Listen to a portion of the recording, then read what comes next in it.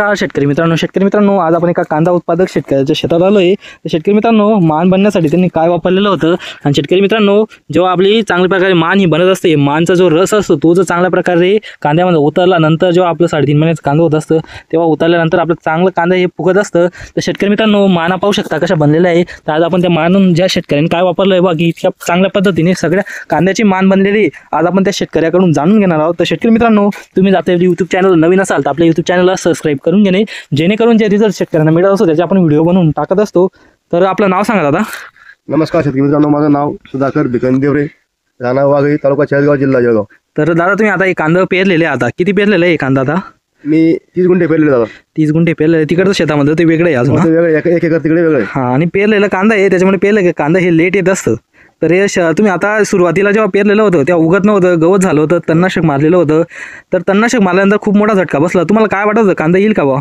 90% माझा कांदा हे गेलेलं होतं, पण आपण 13-5 जे फवारले वगैरे केले, मान एक समान आणि म्हणजे गेलेले कांदे म्हणजे चांगली क्वालिटी मिळाली बा, चांगलं होतं येईल असं। हां, आणि पूर्ण कांद्याची मान कशी बनलेली आता? मान एक नंबर आणि एक समान बनलेली आहे पूर्ण कांद्याची मान। आणि दरवर्षी मी लागवड करतो कांदा, यावर्षी पेरणी केलेला आहे। हां, पण मग समाधानी आहे मी त्यापासून मारल्यापासून। हां, म्हणजे 13 पासून वापरलं। कांद्याची ग्रोथ किती ml वापरलं होतं एका पंपाला? एका पंपाला प्रति पंप 50 ml वापरलेला आहे। 50 ml। तर आता थोडं मागे पण आम्हाला कांदा दाखवा बरं का, म्हणजे शेतकऱ्यांना एक अनुभव येत असतो की मान जेवढी महत्त्वाची असते कांद्यासाठी तेवढं काहीच महत्त्वाचं नसतं। तुम्ही लाख खतं जरी दिलेली असली, जर तुमची जर मान जर चांगली बनलेली नसेल तर आपला कांदा म्हणजे जास्त लावून काही उपयोग होत नाही, यावेळेस बसत नाही। त्यामुळे शेतकरी मित्रांनो, 1365 हे आदास्का कंपनीचं एक म्हणजे खत आहे, ते म्हणजे लिक्विड ग्रेड असतात, त्याच्यात ते वडलं जातं। प्रतिपंप 50-60 ml वापरायचं आहे आणि पूर्ण कांद्याच्या माझं एक म्हणणं आहे सर, ज्यांचा कोणाचा विचार असेल ना की आपला कांदे कसे फुगवले आणि मान कशी बनायचे विचार असेल, त्यांनी कुठलं औषध घेऊन माझ्या व्यक्तिमताने त्यांनी त्यापासूनच घेतलं पाहिजे।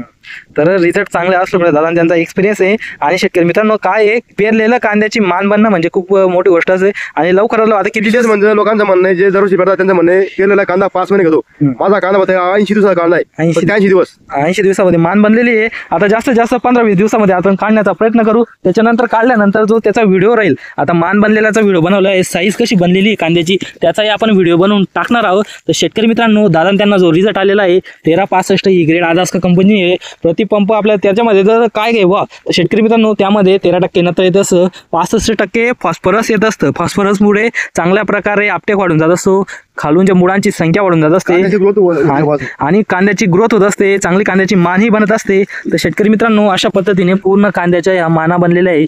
शेतकरी मित्रांनो, दादा त्यांना जो रिझल्ट आलेला आहे तो रिझल्ट तुम्हाला येण्यासाठी तुम्ही ही 1365 ही ग्रेड येत असते, प्रतिपंप तुम्ही 50-60 ml जरी वापरले तरी तुमच्या कांद्याची मान ही चांगली आपल्याला पाहायला मिळत असते। तर शेतकरी मित्रांनो, असे नवीन व्हिडिओ पाहत राहण्यासाठी आपल्या चॅनलला सबस्क्राइब करून घेणे, धन्यवाद। 2.5 फूट कांदा इंची राहील, 2.5 फुटापर्यंत वाढलेला आहे कांदा। तर शेतकरी मित्रांनो, हा जो रिझल्ट असतो तो रिझल्ट शेतकऱ्यांना मिळावा त्यासाठी आपण सतत कार्यरत असतो। असे नवीन व्हिडिओ आपल्याला पाहायला मिळावं रिझल्टचे, त्यासाठी आपल्या चॅनलला सबस्क्राइब करून घेणे, धन्यवाद।